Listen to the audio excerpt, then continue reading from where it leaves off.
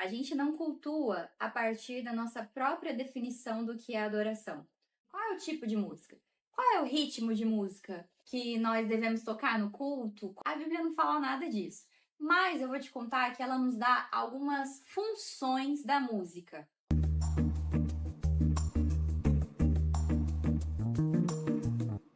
Olá, seja muito bem-vindo e muito bem-vinda ao Ensaios. Meu nome é Mariane Godoy e aqui a gente vai conversar sobre ministério de música, liderança cristã, teologia do culto e da adoração. Se você caiu aqui de paraquedas e não faz ideia de quem eu sou e nem do que eu tô falando, eu te convido a me seguir, @Mariane Godoy. Eu sou professora, sou palestrante, sou escritora de um livro sobre música e igreja e desenvolvo as minhas pesquisas acadêmicas na área de liturgia, culto e adoração, ministério de música. Além disso, eu também sou líder do Ministério de Música na igreja, atuo com o Ministério de Música há mais de 10 anos e tenho desenvolvido aí o meu trabalho nessa área. Esse ensaio está dividido em 2 episódios para o conteúdo não ficar tão longo e você poder digerir o que a gente conversa por aqui com calma. Espero que você goste e fique agora com o episódio de hoje. Acho que é importante a gente começar pelo começo.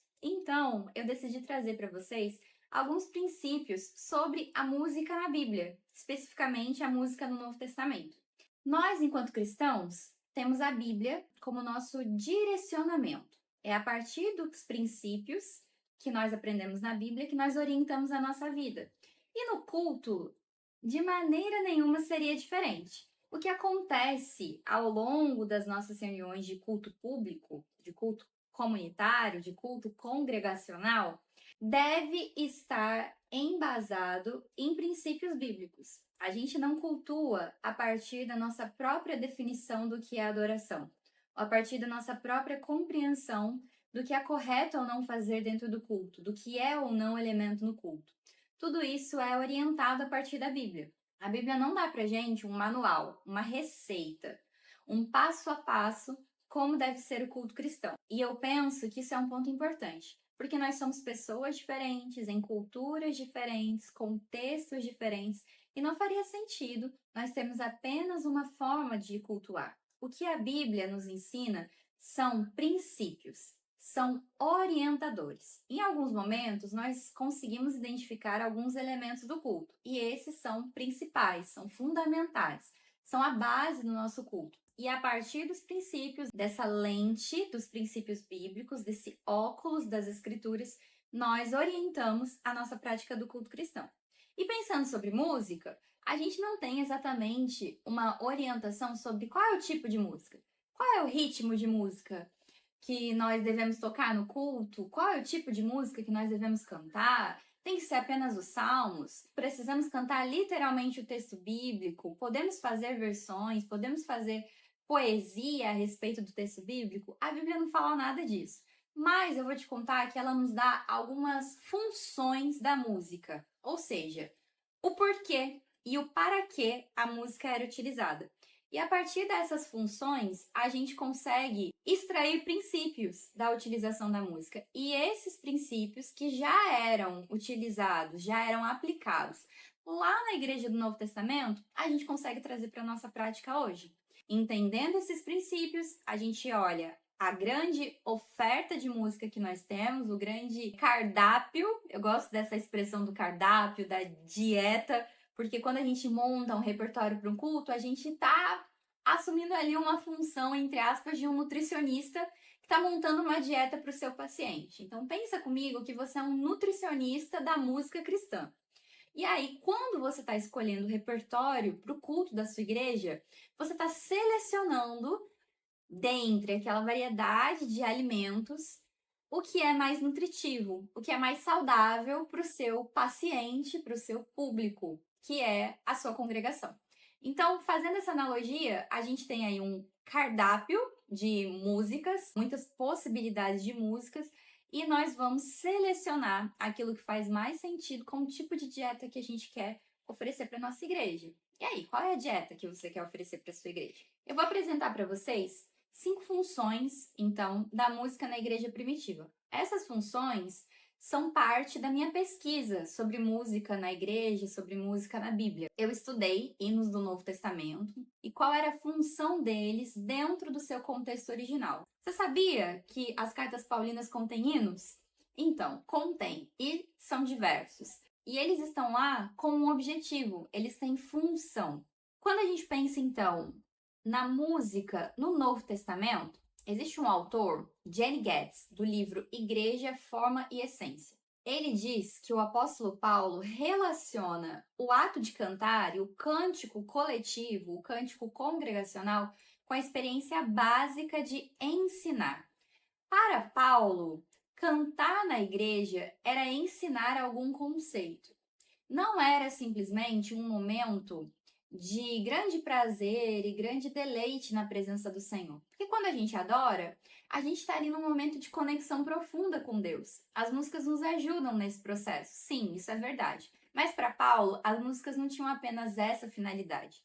Paulo plantava muitas igrejas, plantou muitas igrejas. Mas ele não ficava muito tempo nessas igrejas. Ele plantava e logo ia para outra missão. E deixava a igreja lá para se desenvolver com o seu líder, o seu pastor. Mas o que nós temos são situações em que Paulo precisa fazer uma mediação, em que Paulo precisa intervir e orientar essas igrejas quando elas estão sofrendo algum ataque, quando elas estão passando por alguma dificuldade, algum conflito de relacionamentos. E é aí que surgem as cartas. As cartas são respostas às situações que acontecem nas determinadas igrejas. Paulo, além de orientar sobre relações e dirimir conflitos, ele precisa também ensinar a igreja sobre o que é a sua fé, o que ela crê. Quais são os princípios básicos sobre a fé em Jesus? Quem é Jesus efetivamente? Tudo isso precisava ser ensinado e precisava ser aprendido pela igreja de uma forma fácil, de uma forma de rápida apreensão. Paulo entende que a música é um desses recursos que ajuda os crentes a desenvolver um maior conhecimento sobre quem é Jesus. Porque com a música nós temos mais facilidade de decorar algum conceito. Eu trabalho em um seminário e os alunos lá têm aula de grego e de hebraico. E existem professores que utilizam músicas em grego e em hebraico para ensinar para os estudantes o alfabeto, as declinações, as conjugações, os verbos, enfim. A música sempre é esse recurso que possibilita a gente memorizar um conteúdo de uma forma mais fácil. E isso a gente não precisaria nem de ciência para poder nos convencer, mas a ciência também reforça esse fenômeno de que a música nos ajuda a memorizar com mais facilidade alguma informação.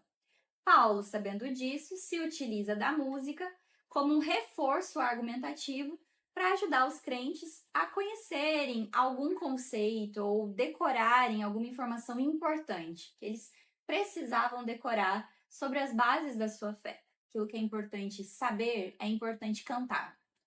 A partir da música, se aprende com mais facilidade. E se é algo muito importante para se aprender, então nós vamos cantar sobre isso. Porque certamente nós vamos aprender sobre isso e nunca mais vamos nos esquecer. Partindo agora, então, para as funções da música no Novo Testamento, depois dessa grande introdução. E eu dividi em 5 funções. A primeira função é que a música na igreja primitiva existia com a finalidade de apresentar Jesus como Deus. Na verdade, o culto na igreja primitiva começa a desenvolver essa compreensão dos crentes de que Jesus é Deus. Até então, na cultura judaica, entendia-se Deus como o Deus Criador, o Deus Pai, que nós temos na Trindade. Mas a partir da vinda de Jesus e do desenvolvimento da compreensão desses primeiros crentes a respeito de quem é Jesus, entende-se que Jesus é Deus, assim como o Pai. E os crentes precisavam e estavam desenvolvendo essa compreensão da divindade de Jesus. As canções cristológicas apresentam Jesus como Deus e manifestam adoração a Jesus. Aqueles que têm herança judaica entendem que devem adorar apenas um Deus. E ao ampliar essa visão e compreender Jesus nessa figura daquele que deve ser adorado, compreende-se Jesus como Deus. As músicas exaltavam Jesus na sua posição de autoridade suprema, de divindade, de magnífico, acima de tudo e de todos. Os hinos do Novo Testamento exaltam Jesus Cristo como Deus, adoram a Jesus Cristo como Deus. Uma segunda função que a gente encontra nas músicas do Novo Testamento é que elas existiam para ensino, propagação e compreensão sobre quem Jesus é e o que Jesus faz. Então, são os seus atributos e as suas obras. Eles não apenas adoravam Jesus como Deus, mas eles compreendiam a pessoa de Jesus. Quem foi Jesus? O que fez Jesus? E as músicas ajudavam nesse sentido, aos crentes aprenderem sobre quem verdadeiramente era Jesus. Dois exemplos disso são os hinos bastante conhecidos do Novo Testamento, Colossenses 1, 15 a 20 e Filipenses 2, 6 a 11. O hino colossense é inserido nessa carta, nesse momento, para apresentar a pessoa de Jesus. Ele é a imagem do Deus invisível, o primogênito de toda a criação. Nele foram criadas todas as coisas nos céus e na terra e debaixo da terra. Ele é a cabeça do corpo, que é a igreja, e o hino continua apresentando quem é Jesus. Isso é importante porque existia no tempo da igreja dos Colossenses uma heresia rondando aquela igreja, que dizia que Jesus não era Deus, que Jesus era um anjo, era um ser iluminado, e que dizia também que os crentes, para se tornarem cristãos, crentes em Jesus, para serem salvos, precisavam continuar praticando rituais do judaísmo, e essa crença se misturava com uma crença do gnosticismo. Então, existia uma confusão acontecendo ali no tempo dos Colossenses. Eles precisavam aprender sobre Jesus, precisavam responder a essas outras ideias que se formavam e que tentavam se infiltrar na igreja. E Paulo utiliza esse hino, que é o hino Colossenses, para explicar sobre a natureza de Jesus e ajudar os crentes, então, a decorarem essa informação. Olha, estão dizendo que Jesus é de uma forma, mas o que nós aprendemos, e a música também nos ensinou, é que Jesus é assim, de outra forma. Eu disse sobre os atributos em Colossenses e sobre as obras. Eu quero citar o hino de Filipenses, Filipenses 2, 6 a 11. Eu gosto de citar a orientação que vem logo antes do início desse hino, que é o versículo 5 de Filipenses 2. A orientação diz: tenham entre vocês o mesmo sentimento que houve em Cristo Jesus, que... E aí o hino inicia. Embora sendo Deus, não considerou ser igual a Deus algo que devesse se apegar, mas assumiu forma de servo, sendo semelhante até a morte e morte de cruz, para que o nome de Jesus todo joelho se dobre nos céus e na terra, e toda língua confesse que Jesus Cristo é o Senhor, para a glória de Deus Pai. Paulo está falando sobre as práticas cristãs, sobre os relacionamentos. E aí ele insere essa música para reforçar essa ideia. Então ele diz assim: tenham entre vocês o mesmo sentimento que teve Cristo Jesus. Sejam entre vocês como foi Cristo Jesus, que não se apegou à forma de Deus, mas assumiu a forma de servo, entregando-se até a morte e morte de cruz. Ou seja, se o próprio Deus teve um sentimento de entrega e de renúncia total de si mesmo para se entregar em favor de muitos, o que não será de vocês? Como será que vocês não devem agir?